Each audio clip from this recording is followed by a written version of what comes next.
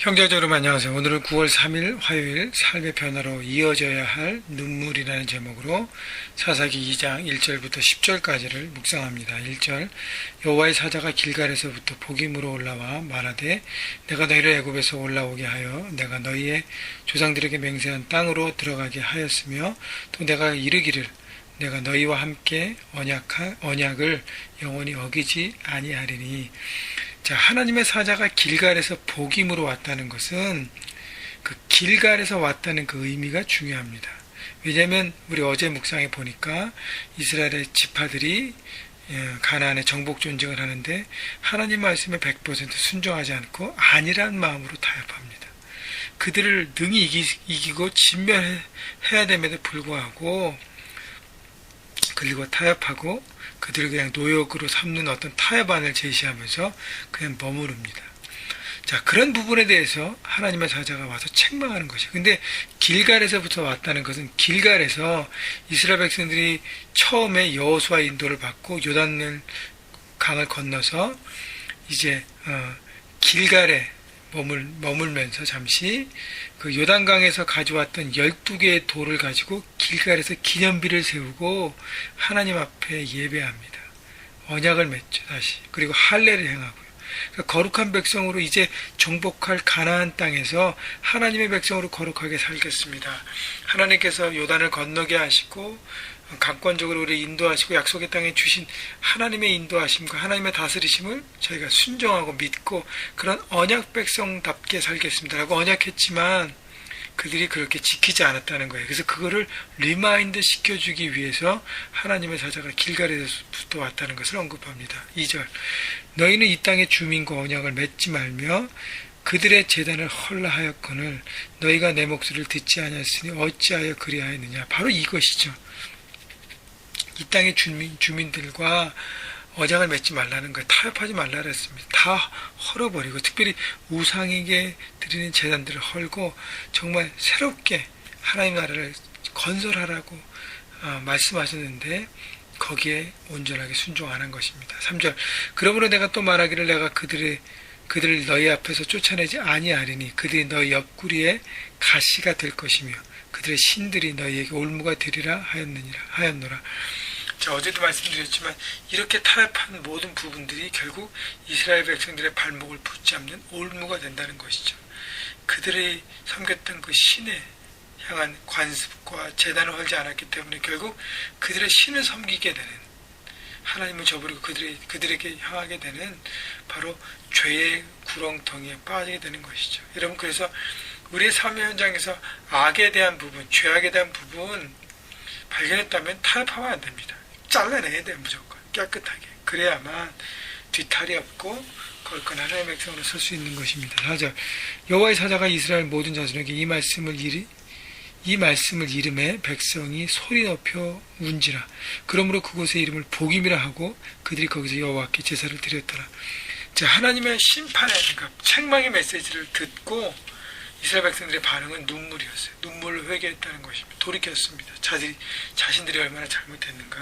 그리고 하나님 앞에 제사를 드렸습니다. 자, 하나님 앞에 책망을 받을 수 있다는 것도 감사합니다. 왜냐하면 하나님이 사랑하시기 때문에 책망하시는 거거든요. 기회를 또 주시는 것입니다.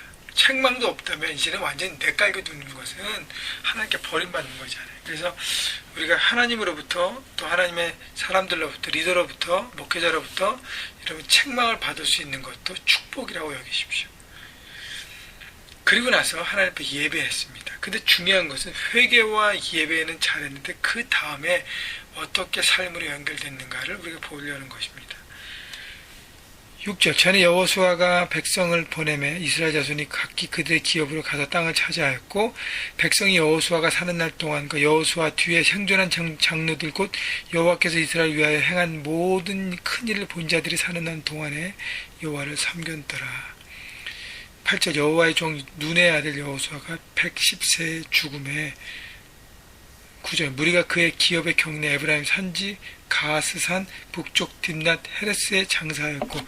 자, 여호수아와 함께했던 장로들과 그 모든 이스라엘 백성들이 가나안에 들어온 요단강을 건너서 여리고와 많은 성들을 무너뜨리면서 가나안 정복을 했을 그 초창기에 하나님께서 역사하셨던 부분들을 생생하게 경험했던 사람들은 그들이 살아있고 그들이 리더십에 있을 때는 이스라엘 백성이 다 하나님을 섬겼다 그랬습니다.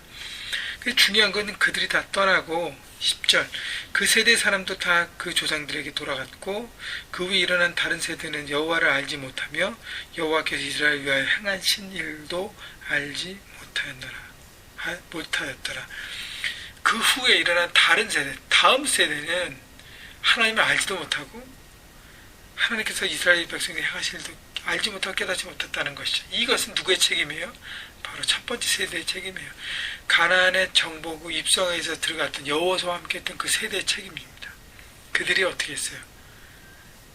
하나님을 향한 예배와 순종과 이 모든 것들을 철저하게 하면서 자손들에게 그것을 가르쳐야 되는데 그것을 가르치지 않았습니다.